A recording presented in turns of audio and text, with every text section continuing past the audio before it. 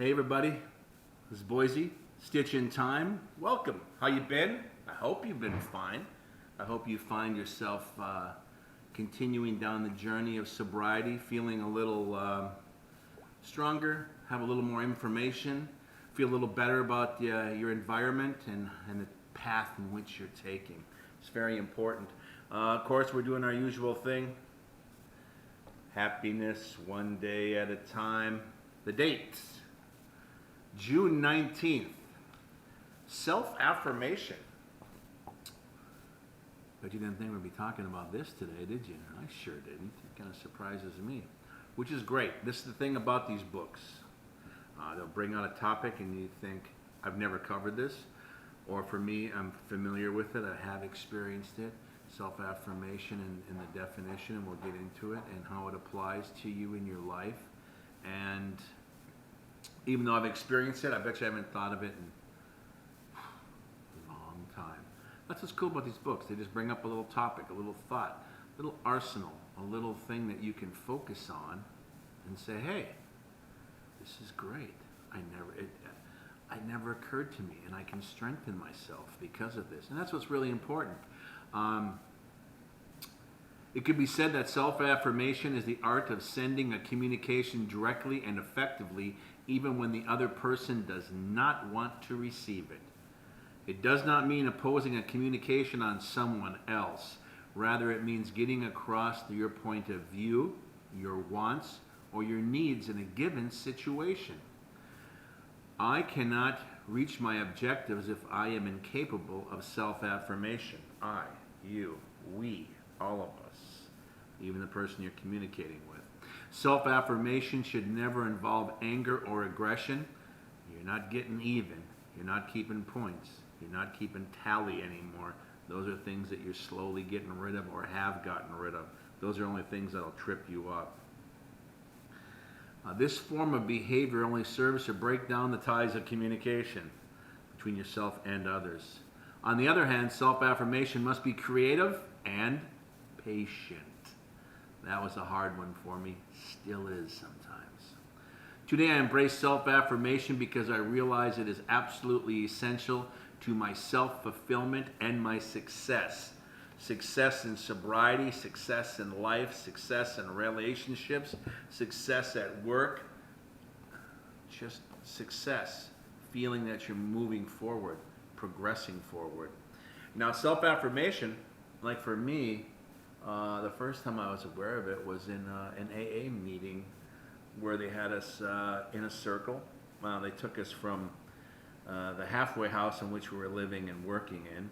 And you know, as I get into these things, you'll hear more and more stories. Sometimes I'll just go ahead and just tell you a big story. But I was in a halfway house after my second DUI, and I was under house arrest. And they would only let us out on a Saturday night. Woohoo! At this local hotel in Duluth, Minnesota, which was actually a hotel where people that have fallen on hard times would stay. And they paid daily rent.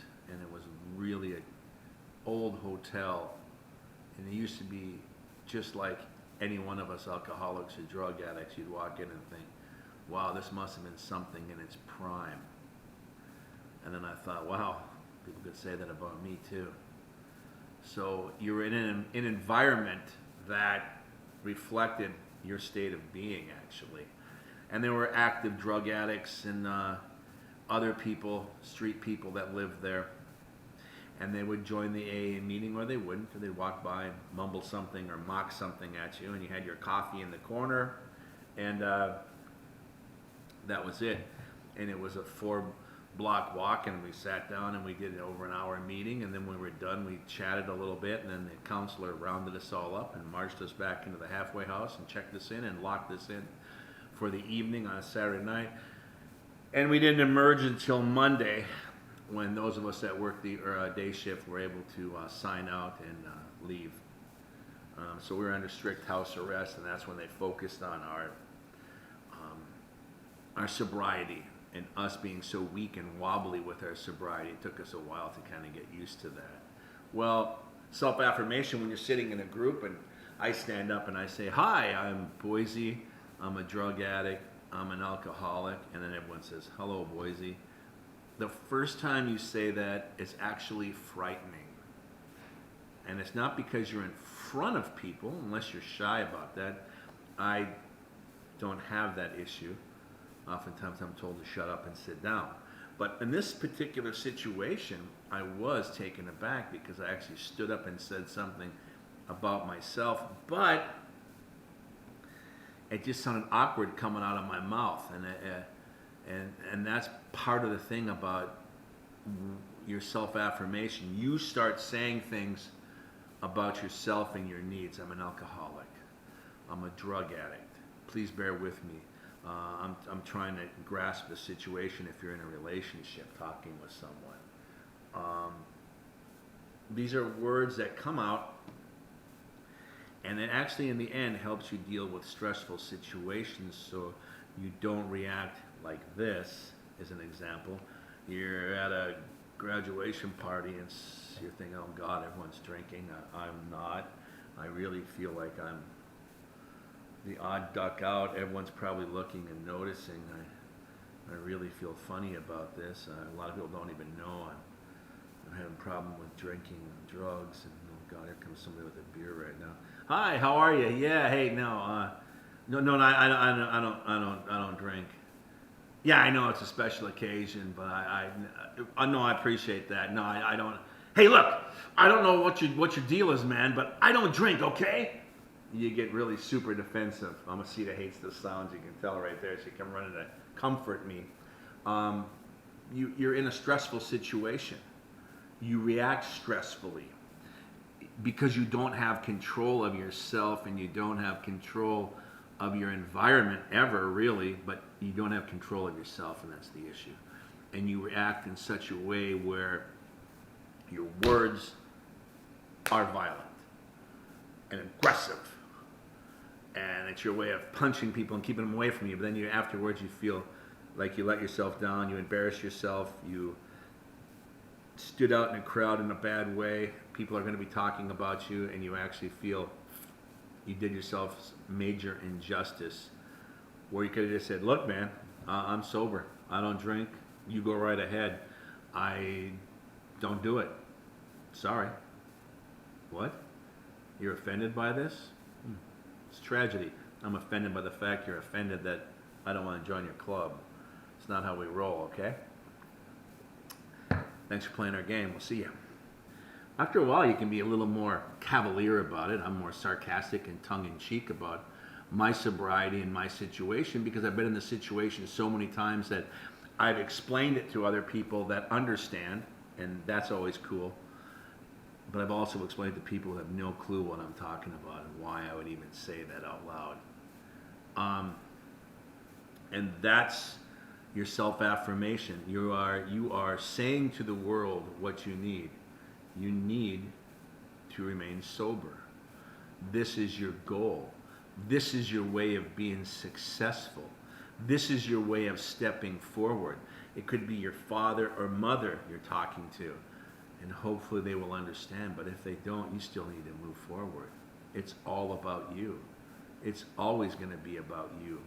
The sobriety is paramount, that you maintain it, or your mother and father will not respect you or understand you. Your relationships will unravel within your family.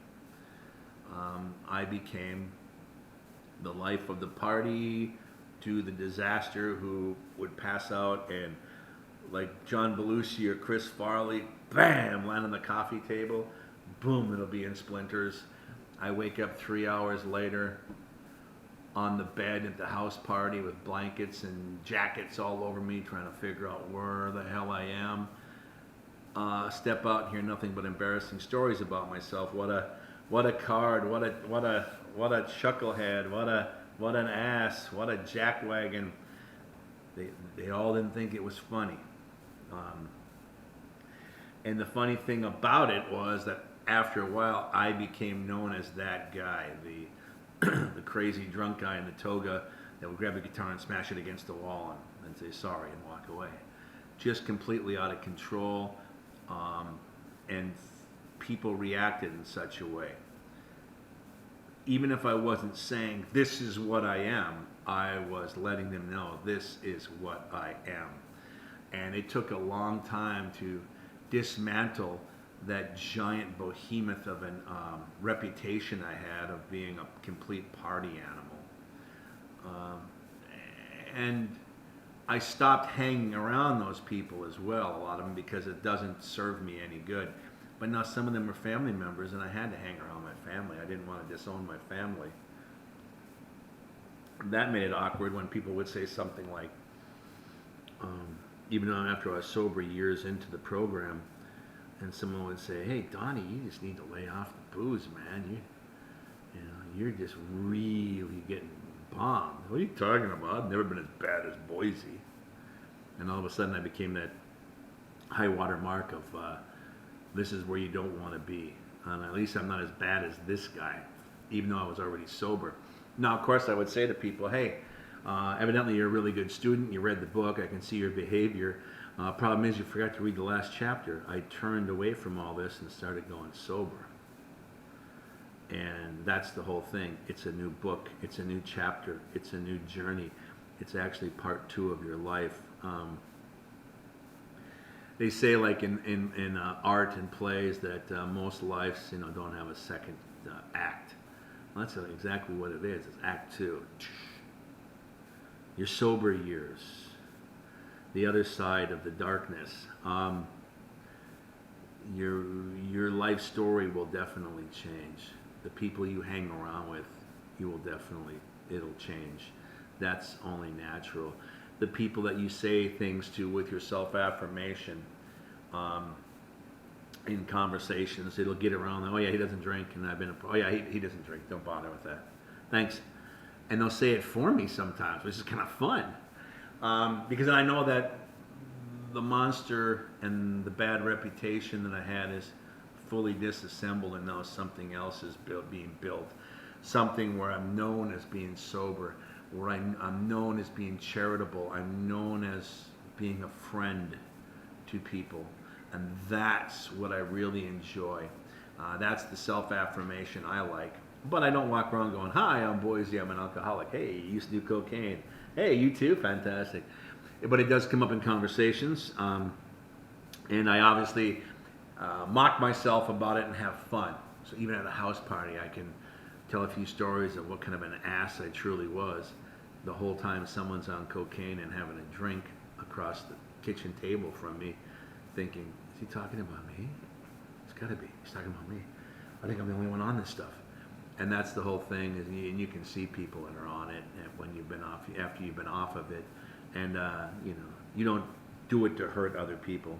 I do it to mock myself and let everyone know that if he's listening or she's listening, maybe they can go sober too, because this guy seems to be enjoying himself in a social situation, and it seems to be working for him.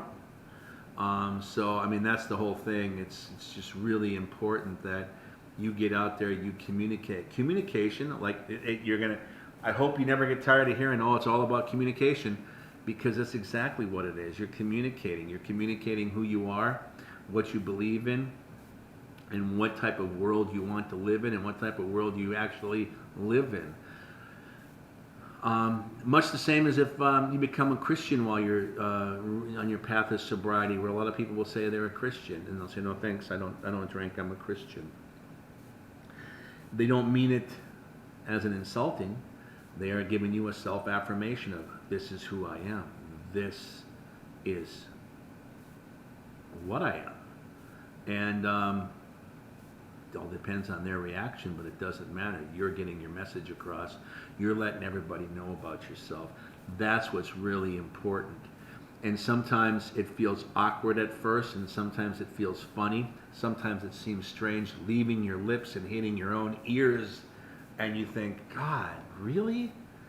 Is this what I am now? I never knew. It's like wearing a new pair of shoes. They just feel uncomfortable at first. They might just kind of rub against your back and give you a blister on your toe, and you're thinking, God, this is my new shoes. These are terrible. They're awkward. I hate them. Why am I? And you just keep walking forward. You just keep progressing, because you know the end of this, where the story is going. Pretty soon the shoe is very comfortable. Pretty soon it's an old worn out shoe that wears well on you and feels good. Now, none of us are really defined by a shoe, but that's the whole point, isn't it? I mean, you suddenly realize that this is a nice fit and it does work. And that's what sobriety is. It takes you a while to get kind of used to it.